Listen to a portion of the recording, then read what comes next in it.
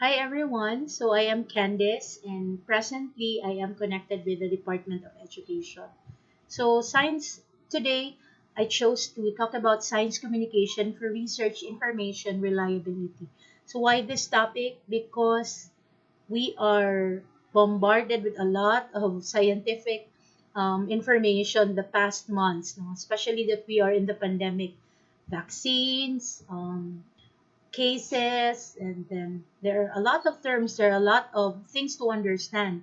Unfortunately, some of us do not know if this information are true, if this information comes from valid sources. So this is where science communication plays a vital role. Okay, so let's start.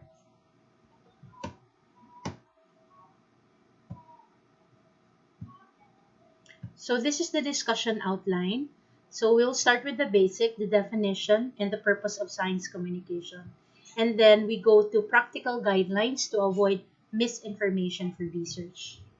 So the definition. So what is science communication? So science communication actually uses the AEIOU or the vowel analogy. So it is defined as the use of appropriate skills, media, activities, and dialogue to produce one or more of the following personal responses to science. So, of course, number one, we have awareness.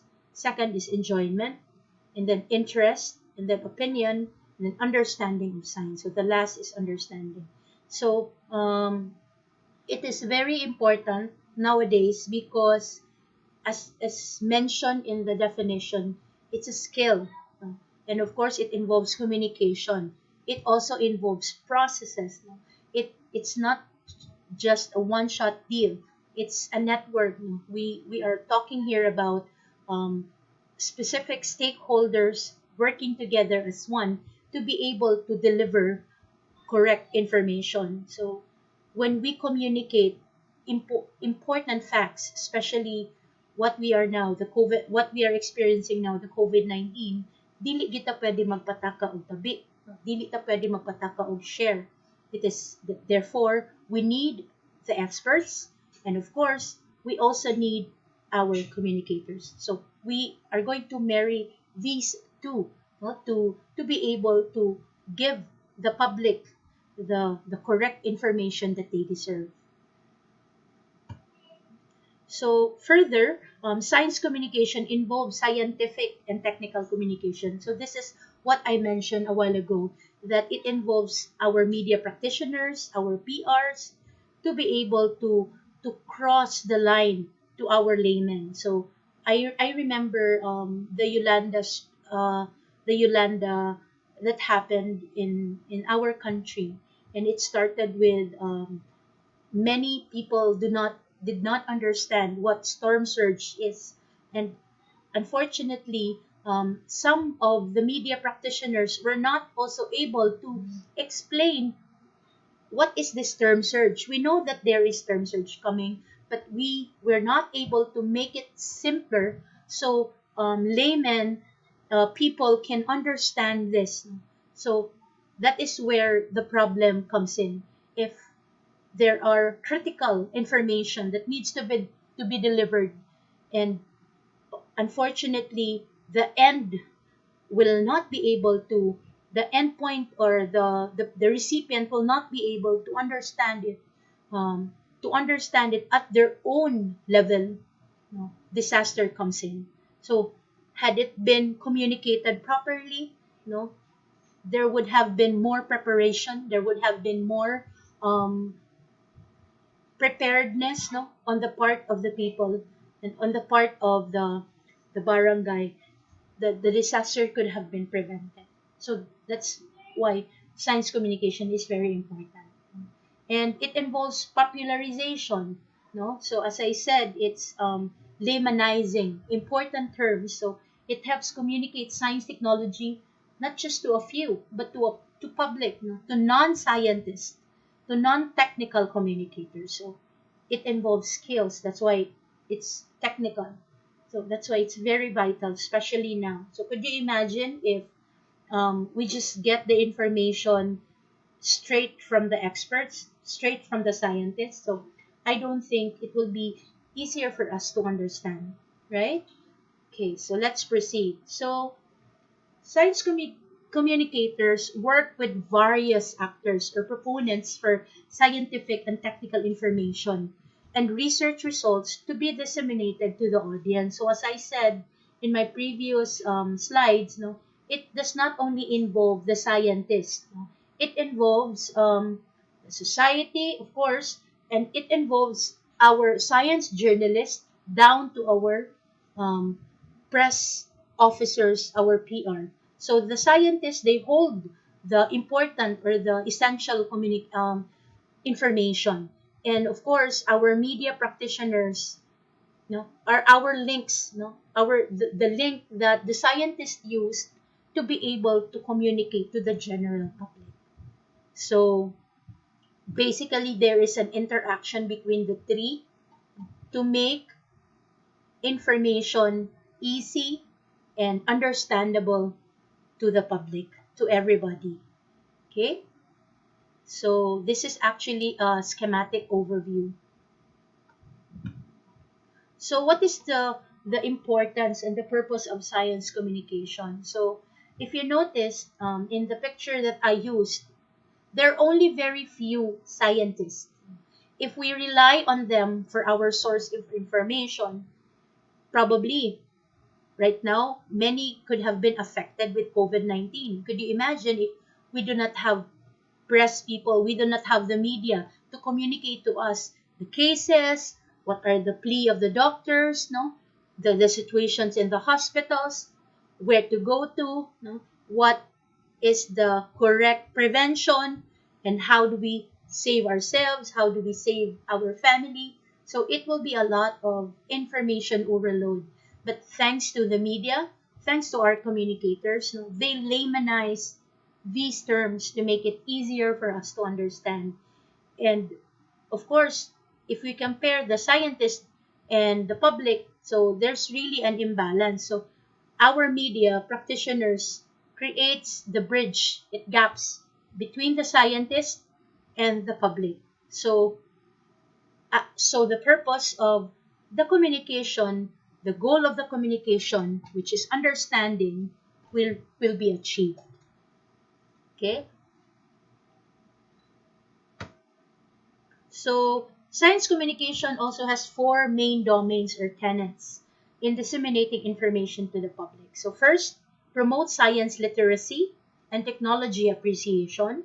So next is it informs the public about research results, like what is happening now. We are being updated by media, and I would like to commend that some LGUs are already using their own Facebook page to update the community of what is happening, the recent cases, how many cases do we have, where did these cases coming from. So it gives us an information that are important, and of course it makes our community a safe place. Third is enhances interaction among scientists. So again, there are only few of them. Through science communication, we tend to be near to them, that they become dili kayo isolated ang ato ang mga scientists and ato mga experts, no? Mapaduol sila nato, and it becomes easier for us to communicate to them. And then fourth, utilizes new information and communication technology. So we all know that there are many development in science. So there, especially the vaccine that they have created, it's one of the fastest karon nga panahon. So could you imagine, nang mura siya na mga shortcut nga gibuhat para lang yun, of course, not sacrificing the result, but para lang yun nga mapadali, no? And mas mapasafe na to ang atong community. So again, these are the domains of science communication. Let's continue. So why do we need to communicate science? So according to Serrano, so actually Dr. Serrano is one of our professors in the University of the Philippines, Open University. So according to her, there are three main reasons why do we need to communicate science. First, it is our responsibility as communicators and researchers to communicate science. So it is our role. ato ginang ang kunon.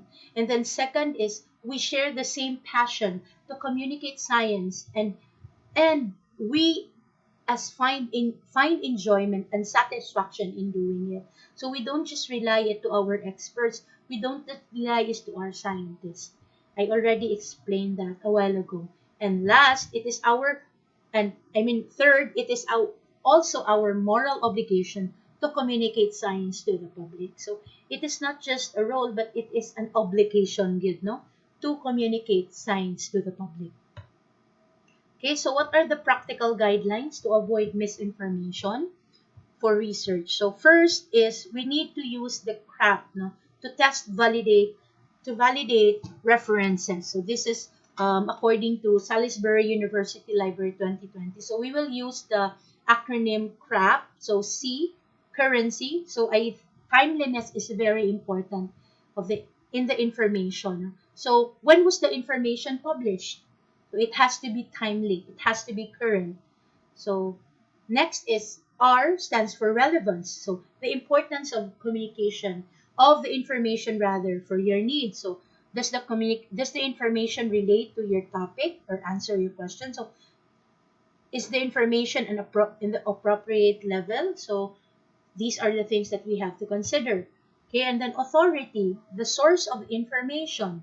So who is the source? This is very important, especially in the internet, that we don't um, many social media producers are we do not know if they are really reliable, because sometimes they copy the logo of media companies, and then we right away share. We thought that it's actually true, but actually it's not. So it's important to know the source. And then accuracy, of course, the reliability, truthfulness, and correctness of the content. So it's also important. So what are the tips to identify fake news online? So here are the some tips, no? So determine whether other news outlets or sources are reporting the same news. So for example, Rappler is um, publishing it, and then at the same time ABS-CBN and the rest of the media companies that we have. So there is a tendency that the information is true because it's published by many news outlets. Be leery of sensational headlines. So we have to be very cautious, no? And then carefully scrutinize photos and other media that accompany the story. So it's important because with the presence of editing, a lot of editing facilities that we have now online, it's easier to edit photos. It's easier to manipulate photos. That's why it's very important to scrutinize. Okay, so consider the reasons why this author or source is sharing this news with you at this time. Okay, so it's important also. Make sure the story isn't intended to be humorous. And then sixth, do some research to determine whether there are any facts to support both claims as you hear on TV. So I think it's also important to apply our responsibility as um, media users. We have also to do our part in researching if these information are indeed true.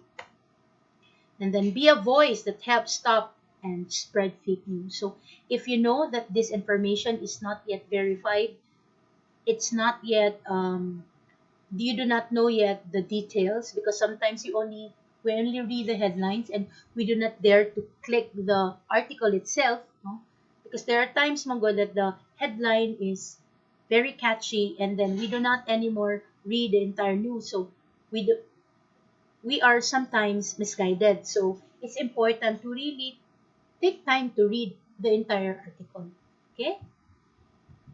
And then, so these are the basically the references of this presentation. So thank you very much for this opportunity to share just my humble lessons that I have learned in my master's class. So I hope that you have learned something from me today. Thank you very much, and good day to all of you.